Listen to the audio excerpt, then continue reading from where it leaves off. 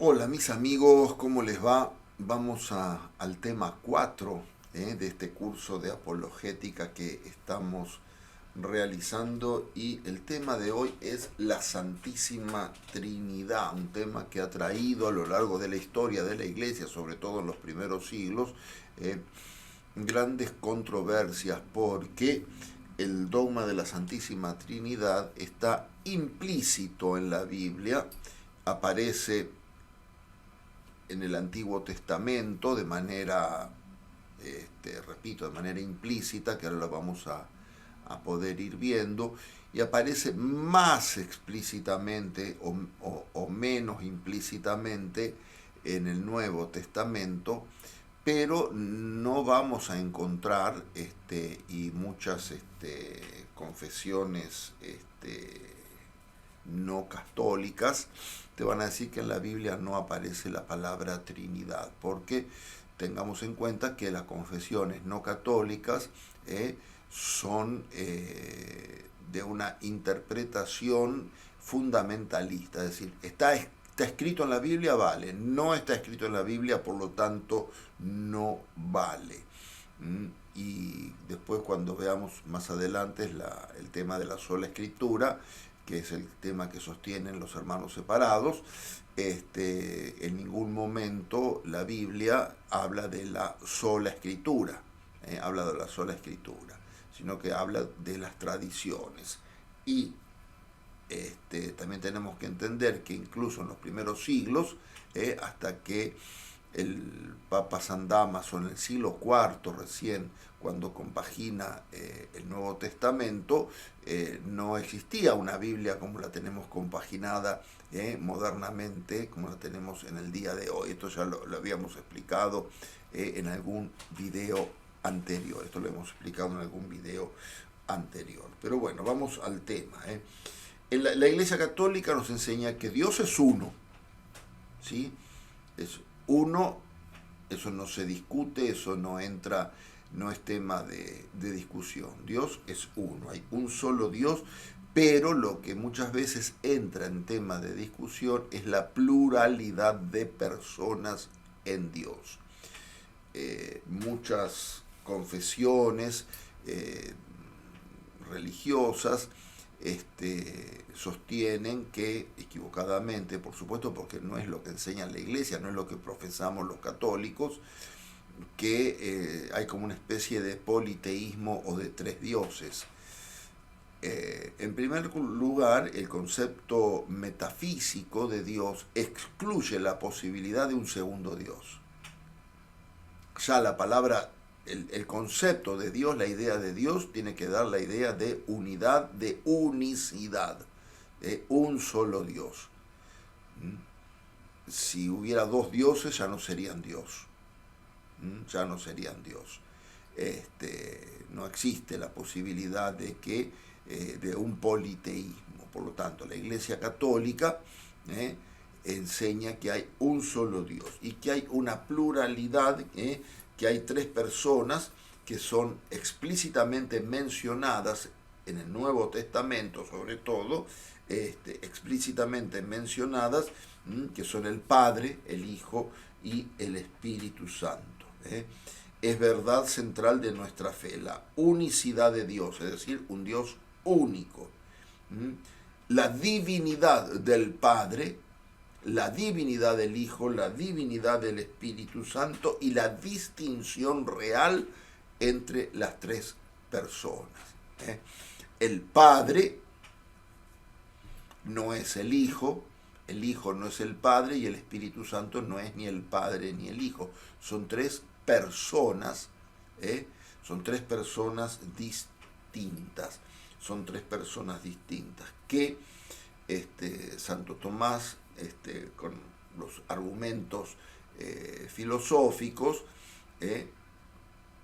la cuestión 27 de la Suma Teológica, amparado por supuesto en la Sagrada Escritura, porque no hay nada que la Iglesia Católica haya definido o haya dado o haya dogmatizado que no esté en la Escritura. Todo fue hecho por medio de la palabra. La palabra procede por vía de la inteligencia, la palabra es Dios. ¿Por qué? Porque en Dios no puede haber partes. En Dios no puede haber partes físicas ni partes metafísicas. Dios es la simplicidad absoluta. Dios es la simplicidad absoluta. Por eso el Padre engendra al Hijo, ¿sí?, por vía de la inteligencia, su palabra, el verbo. Esto lo tenemos en el prólogo del Evangelio de Juan. El verbo era Dios, estaba con Dios y el verbo era Dios. Y de ambos procede el Espíritu Santo a modo de expiración, que es definido como el amor increado, es decir, que no ha sido creado, sino que es el amor eterno de Dios, Pero bueno, vamos a ver cómo se van desarrollando dogmáticamente, bíblicamente, cómo se va desarrollando bíblicamente esta doctrina de la Santísima Trinidad. El Antiguo Testamento, que es anuncio y preparación, afirma con claridad el monoteísmo. Escucha, Israel, tenemos en Deuteronomio 6:4, escucha, Israel, el Señor nuestro Dios es el único Señor y no hay otro Dios fuera de Él. Ahí coincidimos. Sin embargo, aparecen signos anticipados del misterio trinitario. Por ejemplo, la pluralidad con la cual Dios habla, primero sin especificar el número de personas. En Génesis 1:26, hagamos al hombre a nuestra imagen y semejanza. Es decir, un solo Dios que habla en plural. ¿Cuántas personas? No dice. Después esto va evolucionando. Hagamos al hombre a nuestra imagen y semejanza. O sea que está mostrando que hay internamente en Dios una deliberación. Después tenemos en el capítulo 18, del libro del Génesis, tenemos la teofanía de Mamre. La teofanía de Mamre. Capítulo 18 del libro del Génesis, dice que a la hora de más calor, en la puerta de la carpa, a la entrada de la tienda de la carpa, Abraham divisó a 3 personas. Divisó a 3 hombres. ¿Sí? Son 3 hombres que pasan por allí y Abraham se dirige a los 3 en singular. Te ruego, Señor, y Señor está con mayúscula, te ruego, Señor, que no pases inadvertidamente delante de tu siervo. Bueno, entonces le promete Sara, tendrá un hijo, etcétera, etcétera. Para esta misma fecha, tú y Sara van a tener un hijo, etcétera, que bueno, va a ser Isaac después, ¿sí? Pero esta teofanía, esta manifestación de Dios en Mamre, capítulo 18. Después, la palabra de Dios como agente creador.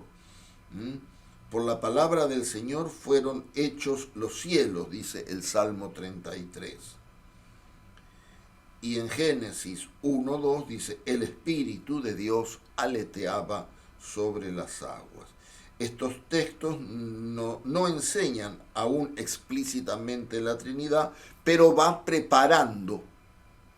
O sea, el dogma trinitario va evolucionando hasta llegar a lo que es hoy, ¿sí? Va evolucionando hasta el hombre lo va comprendiendo de a poco hasta llegar a lo que es hoy.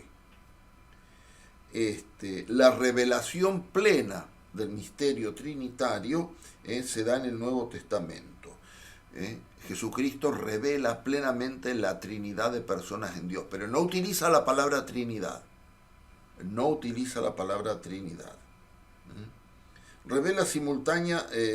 revelan simultáneamente 3 personas en el bautismo de Jesús.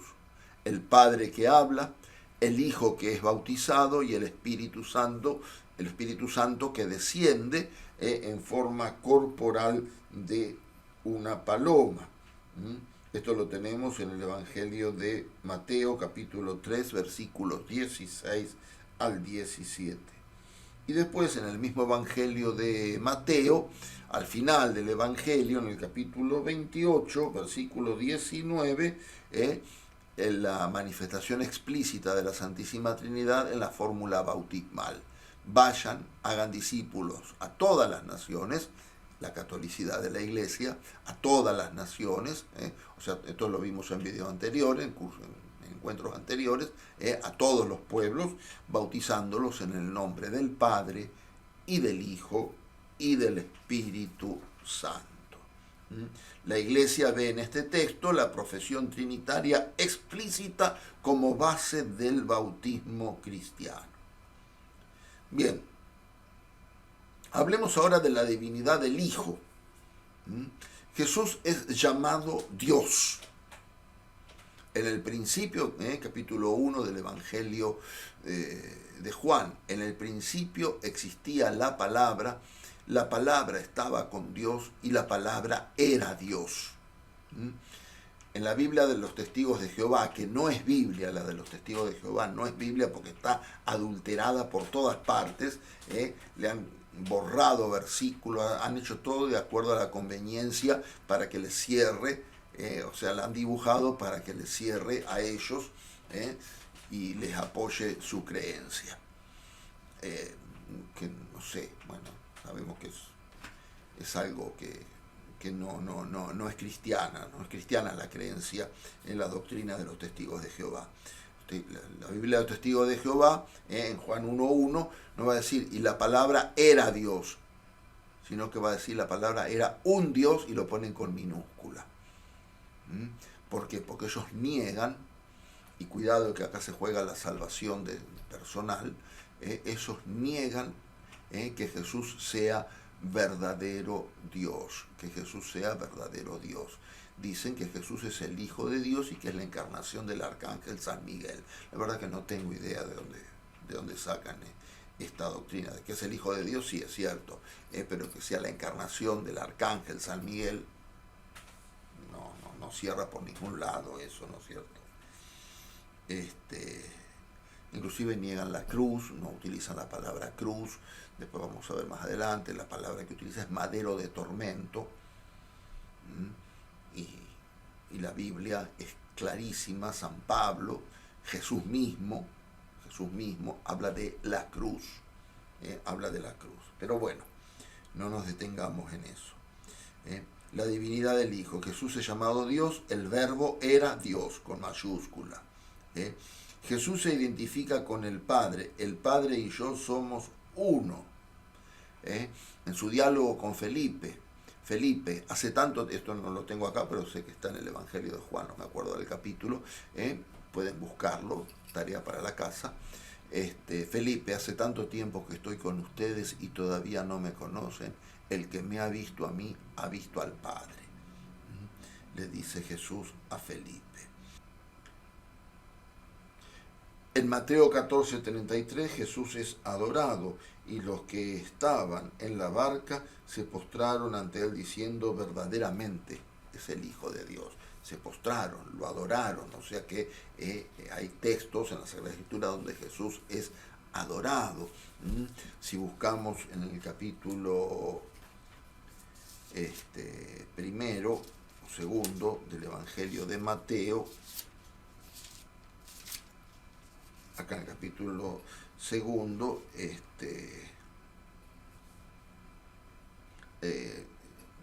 Mateo 2:10, al ver la estrella se llenaron de inmensa alegría, entraron en la casa, vieron al niño con María su madre y postrándose, le adoraron,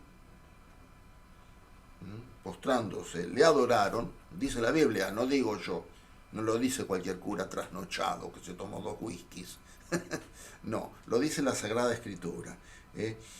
Postrándose, lo adoraron, abrieron luego los cofres y le ofrecieron dones, oro, incienso y mirra. O sea, Jesús es adorado. En el capítulo 20 del Evangelio de San Juan, en aquella aparición de Jesús resucitado, cuando Tomás lo reconoce, se postra delante de él y le dice, Señor mío y Dios mío. O sea, tenemos, Jesús en su humildad infinita no va a decir, yo soy Dios. No lo va a decir. No lo va a decir. Seguro que no lo va a decir. Pero hay textos bíblicos que demuestran la divinidad de Jesucristo. Hay textos bíblicos que demuestran la divinidad de Jesucristo. Cuando tiene, aquí también tarea para la casa, porque no me acuerdo del capítulo ni el versículo, aquella discusión que tiene con los fariseos por Abraham, le dice, les aseguro que antes que Abraham existiera, yo soy. Yo soy.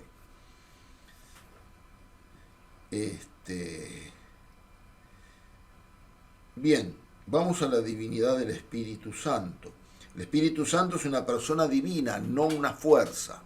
Los testigos de Jehová sostienen que es una fuerza impulsora, el Espíritu Santo. Pero no, es una persona divina, porque en Juan 14, 26 dice, el Espíritu Santo les enseñará todas las cosas. El Espíritu Santo también puede ser ofendido, lo cual es posible respecto de Dios. Han mentido al Espíritu Santo, no a los hombres, sino a Dios, nos va a decir el libro de los Hechos de los Apóstoles, capítulo 5, versículos 3 y 4. Repito, han mentido al Espíritu Santo, no a los hombres, sino a Dios. ¿Sí? Y en Efesios 14:30 dice, no entristezcan al Espíritu Santo de Dios, con el cual fueron marcados con un sello para el día de la redención. O sea que el Espíritu Santo, acá se demuestra que es una persona distinta del Padre y del Hijo, pero que también tiene estos aspectos. El Espíritu Santo dará testimonio de la verdad, el Espíritu Santo estará siempre con ustedes, que Jesús lo llama el otro Paráclito, etc. Hay testimonios trinitarios de la vida de la iglesia, en la vida de la iglesia primitiva, ¿sí? En 2 Corintios 13:13, la gracia del Señor Jesucristo, el amor de Dios y la comunión del Espíritu Santo estén con ustedes. El saludo, bendición final litúrgica de segunda carta a los Corintios, repito, capítulo 13, versículo 13. En la iglesia primitiva, la fe primero es vivida, luego es explicada y finalmente es definida. Finalmente es definida. Los padres de la iglesia dan testimonio de la existencia de la Trinidad. Por ejemplo, San Ignacio de Antioquía habla de Jesucristo como Dios verdadero y de la acción del Espíritu Santo en la iglesia. San Justino describe la adoración cristiana al Padre, al Hijo y al Espíritu profético, dice. Tertuliano es el primero en utilizar el término Trinidad. Tiene una obra, Contra Praxeam, o Adversus Praxeam en latín, más o menos por el año 213, donde se refuta la herejía modalista. La herejía modalista dice que Dios es una persona, ¿no? Resumiendo porque es medio difícil de explicar, pero vamos a resumirlo para que se pueda entender. La herejía modalista sostiene que Dios es una persona y tiene tres modos de manifestarse esa única persona. Ante estas herejías surgen los primeros sínodos, los primeros concilios. El concilio de Nicea habla de la consubstancialidad del Hijo con el Padre, es decir, amparado en los textos de la Escritura que acabamos de mencionar, habla del homoousios. Yo les digo palabras difíciles para que después ustedes aprendan. Homoousios en griego significa una única usía, una única sustancia, la única sustancia, la única esencia divina, habla de la consubstancialidad, de la igualdad de sustancia entre el Padre y el Hijo. Y en el año 381 el concilio de Constantinopla va a afirmar la divinidad del Espíritu Santo. Bien, hasta aquí tenemos los textos bíblicos. Nos vamos a ver, si Dios quiere, después en el encuentro, para poder charlar mejor y más profundamente, abriendo la Biblia y qué sé yo, estos temas. Si ustedes encuentran más citas bíblicas, que las hay, yo acá di un pantallazo nada más. Si te gusta el contenido de este canal, te invito a que te suscribas, a que nos regales un like, un dedito para arriba, a que toques la campanita para enterarte cuando subimos nuevo contenido, y también que compartas el video con tus familiares, amigos y conocidos. De esa forma todos colaboramos en la obra de la evangelización y nos ayudas a todos un montón a crecer como iglesia, a crecer como comunidad. Y ahora seguimos con el tema que veníamos tratando. Si ustedes encuentran más citas bíblicas, vamos a poder conversar más profundamente el tema. Nos estaremos viendo para la próxima. Chao, amigos.